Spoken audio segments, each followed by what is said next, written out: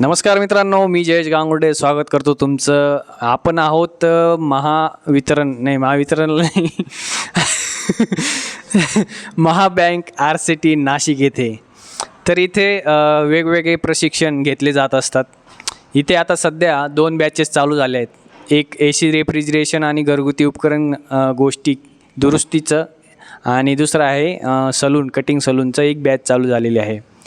AC रेफ्रिजरेशनसाठी जवळपास 5-6 दिवस झालेले आहेत बॅच चालू होऊन, आणि बऱ्यापैकी प्रत्येकजण आपलं शिकण्यामध्ये आणि प्रॅक्टिकल करण्यामध्ये आता व्यस्त आहेत. आपण आता सध्या खालच्या कॉरिडॉरमध्ये जिथे क्लासरूम्स आहेत, आणि क्लासरूममध्ये काही जण प्रॅक्टिकल करताय, अभ्यास करताय. चला आपण थोडंसं त्यांच्याशी बोलूया. कमान माझ्यासोबत कॅमेरामॅन विक्रांत आहे. आता मयूरचा फोन आलेला आहे. बोला, काय म्हणता? नमस्कार, माझ्यासोबत मयूर आहे. मयूर इथं अभ्यास करतोय, तर विचारूया आपण तो काय अभ्यास करतोय. काय नाही, हे रेफ्रिजरेटरचं बघतोय प्रॅक्टिकल वगैरे कसं काय आहे. मयूर, तुझं शिक्षण काय झालं आहे? माझं 12वी+ ITI झालेलं आहे. 12वी+ ITI झालं आहे. तुला इथे येऊन कसं वाटतंय? काय नाही, चांगलं वाटतंय, प्रॅक्टिकल नॉलेज भेटतंय सर्व. इथे येण्याचं तुझं उद्दिष्ट काय नेमकं? काय नाही, फक्त स्वतःचं काहीतरी सुरू करण्यासाठी नॉलेज भेटेल. बरं, आज काय शिकलास तू? आज रेफ्रिजरेटरची वायरिंग वगैरे, कनेक्शन, आणि फ्रीजमध्ये कोणकोणते कॉम्पोनंट राहत्या ते सर्व. अच्छा, तुला वाटतं की तू महिन्याभरात शिकून तुझा व्यवसाय सुरू करू शकतो? हां, करू शकतोय. बरं, तुझा कॉन्फिडन्स आवडला आहे मला, कारण महिन्याभरात करू शकतोय तू.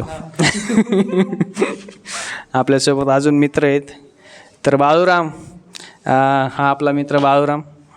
अरे इकडं तोंड दाखव जरा कॅमेरासमोर.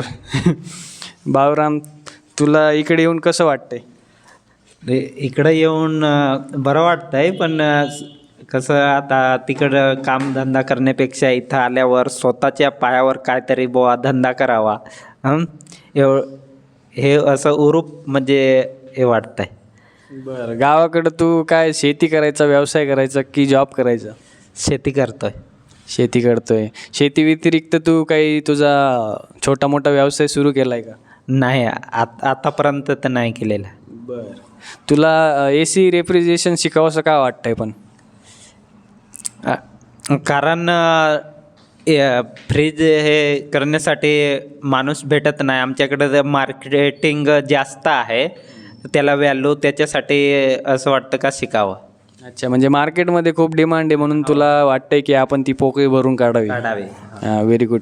अजून तुला काय सांगता येईल की तुझ्या गावाबद्दल किंवा इथल्या वातावरणाबद्दल? गावाकडे म्हणजे गाव तर माझा खेडा आहे, ते खेडेगाव आहे. तिथून येण्यासाठी आजू बस पण जात नाही. हां, इथं आल्यावर म्हणजे बहुतेक इथं आल्यावर शिकायला काही गोष्टी भेटल्यात. बरं, व्हेरी गुड. ठीक आहे. अजून आपण आता जीवन आपल्यासोबत जुळलेलं आहे. जीवनशी आपण बोलूया, त्यांनी काय जेवण केलं आहे. हां, तर जीवन, मला सांग की तू आज काय जेवण केलं आहे? आज मी रोजच्या प्रमाणे पोळी, डाळ भात. बरं, तर मला सांग की इथलं तुला जेवण आवडतं आहे की शिक्षण आवडतं आहे? मला तर दोन्ही आवडते.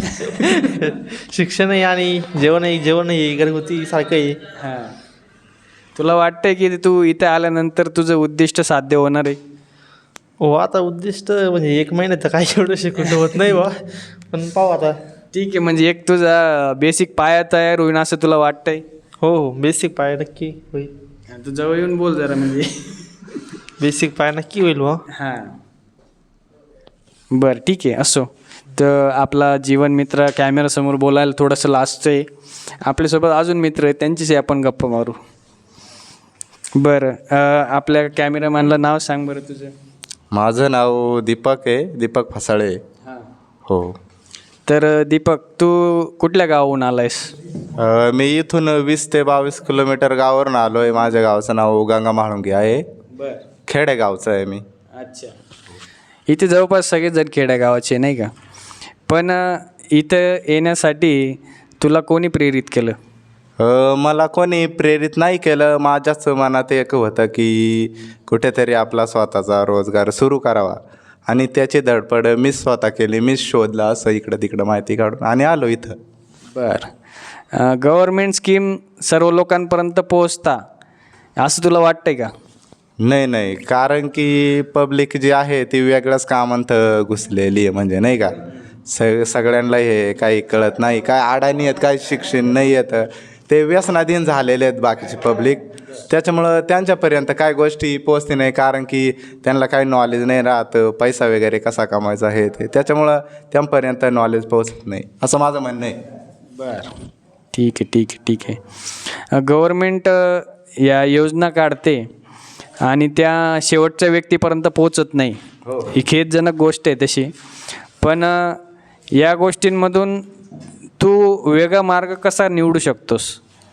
वेगळा मार्ग म्हणजे असा निवडू शकतो की मी दुसऱ्याकडेही शिकायला जाऊ शकतो. म्हणजे मित्र झाले, भाऊ झाले, किंवा माणसाला जी करण्याची धडपड जी असते ती कुठे पण घेऊन जाऊ शकते. त्याच्या प्रयत्नांवर अवलंबून असतं.